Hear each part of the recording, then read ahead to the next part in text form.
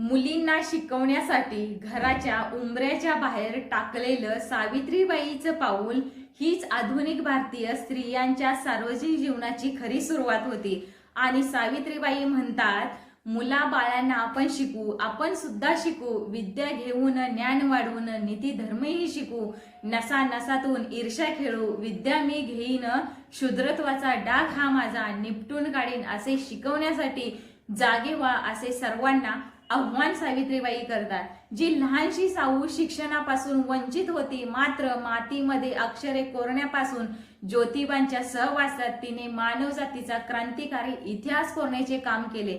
मातेचा आहार, विचार, संस्कार व पर्यावरण याचा उगवत्या पिढीवरती परिणाम होत असतो। यातूनच मानवजात समृद्ध होत असते हा एक प्रकारचा सिद्धांतच सावित्रीबाईंनी मोडून महिलांच्या शिक्षणाचा वसा आपल्या हाती घेतला, आणि तोही त्या काळात ज्या काळात त्यांना टोकाचा तीव्र संघर्ष, अंगावरती दगड, शेण, शिव्या आणि शाप त्यांच्या वाटेला आले।